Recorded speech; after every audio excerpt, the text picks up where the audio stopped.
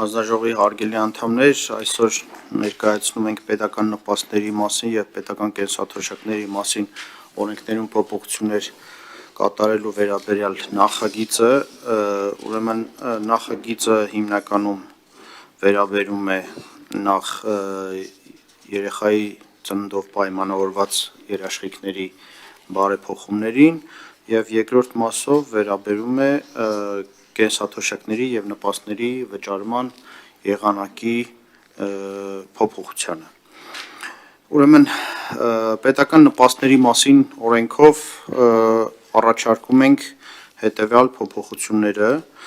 ուրեմն ինչպես հիշում եք 2022 թվականի հունվարի 1-ից կառավարությունը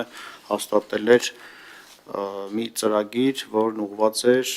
ընտանիքում ծնված երրորդ և յուրաքանչյուր հաջորդ երեխային, ըստ այդմ ընտանիքում երրորդ և հաջորդ երեխայի ծննդյան կապակցությամբ նշանակվում էր աջակցություն մինչև երեխայի 6 տարին լռանալը ամսական 50,000 դրամ և մեր ընթացիկ մոնիտորինգը ու վերջնարդյունքում վերլուծությունները ցույց տվեցին, որ այս և այլ երրորդ և հաջորդ երեխաներին ուղղված երաշխիքները բերել են որոշակի դրական արդյունքներ կամ էական նույնիսկ դրական արդյունքներ, ես կարող եմ թվեր նույնիսկ ներկայացնել, որպեսզի ամրապնդվի այս փաստը, ուրեմն 2018 թվականին և դրանից առաջ նույնպես ծնվել էր տարվա ընթացքում մինչև 8300 երեխա, որոնք համարվել էին ընտանիքում երրորդ կամ ավելի բարձր կարգաթվով ծնված երեխաներ, այնուհետև ունեցել ենք տարեկան թվերի աճ, նաև զուգահեռ մեր կողմից իրականացված տարբեր ծրագրերի և քաղաքականության արդյունքում 2024 թվականին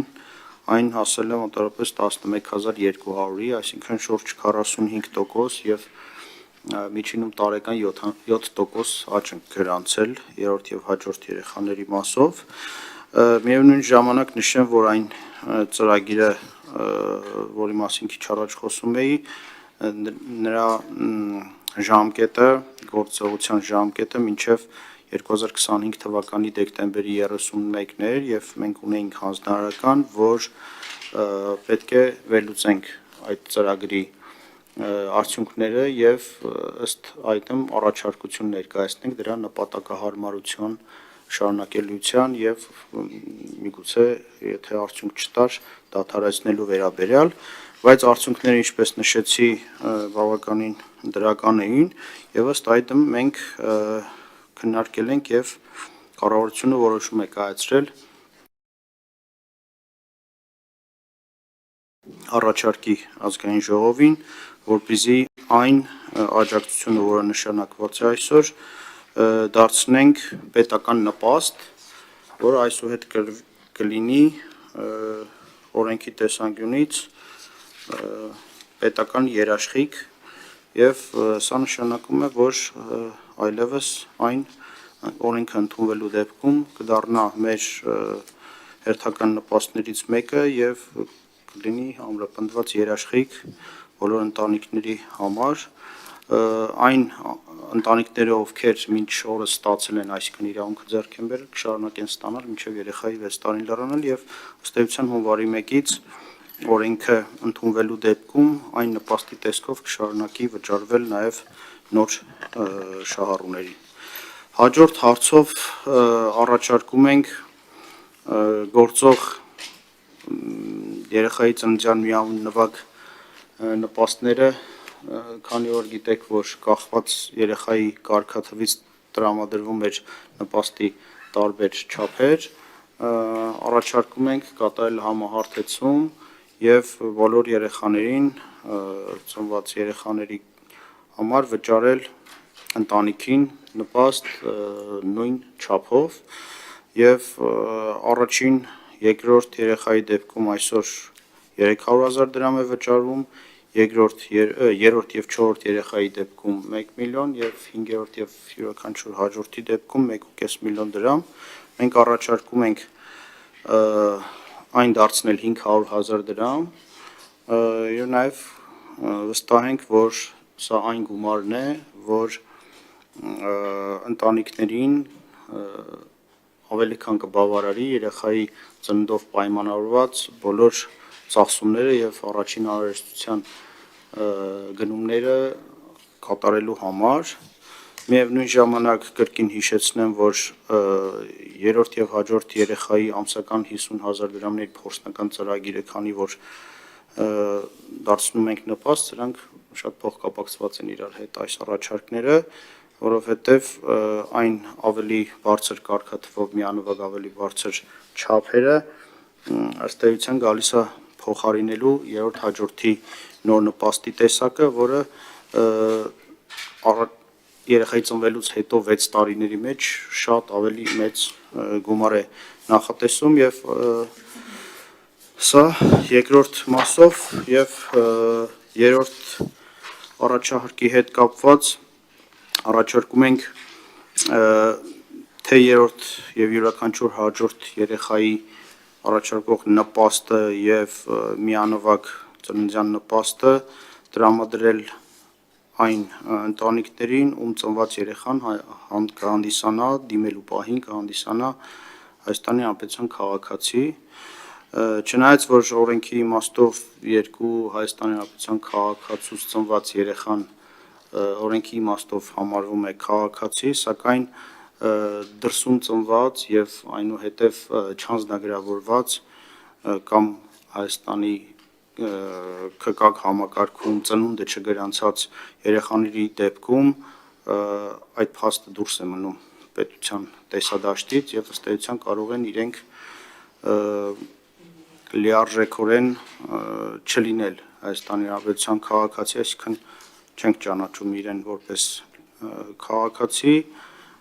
բայց այդ նպաստները վճարվում էին, ես պետք է նշեմ, որ ինչի ենք եկել այս ուրեմն որոշման, որովհետև բազմաթիվ են դարձել դեպքերը, երբ ծնողները որոշում են կայացնում երեխային ունենալ դրսում, կարող է իհարկե լինել դեպքեր, որ դրանք ինչ-ինչ սուբյեկտիվ պատճառներով կամ օբյեկտիվ ավելի շուտ պատճառներով առողջական, միգուցե կամ շուտ ծննդաբերում մայրը այդ դեպքում չի հասցրել, բայց բոլորս էլ պարզ է, որ ճնշող մեծամասնությունը գիտակցված եւ պլանավորված կերպով են այդ քայլին գնում եւ նրանց թվերը այդ ճանապարհով ունեցած երեխաների թվերը էականորեն բարձրացել են վերջի տարիներին, եթե 2020 թվականին դրսում ծնված երեխաների թիվը չի գերազանցել 100-ը, ապա 24-ին 1400-ի մոտ է եղել եւ մենք նաեւ հաշվի առնելով, որ մենք մեր քաղաքականությունն է ժողովրդագրության ռազմավարության իմաստով ներդրումներ կատարել Հայաստանի մարդկային կապիտալի մեջ, հետեւաբար մենք ուզում ենք ճշգրտել մեր քաղաքականությունը եւ մեր բոլոր քաղաքականությունները ուղղել այս ուղերձի եւ այս առաքելության իրականացմանը, հետեւաբար մենք առաջարկում ենք այդ նպաստները վճարել Հայաստանի Հանրապետության քաղաքացի հանդիսացող երեխաներին, այս մասով կարծում եմ կլինեն հարցեր, ինչպես եւ նախորդ առաջարկների վերաբերյալ, սիրով կպատասխանեմ եւ երրորդը մենք առաջարկում ենք այս տարվա մեջ հաստատել այս նախագիծը, ըստ որի հունվարի 1-ից սկսած կառավարությունը կհաստատի նոր կարգ, խոսքը վերաբերում է կենսաթոշակների եւ նպաստների վճարմանը, համաձայն որի 2026 թվականի ապրիլի 1-ից բոլոր այդ վճարումները կիրականացվեն անկախիկ եղանակով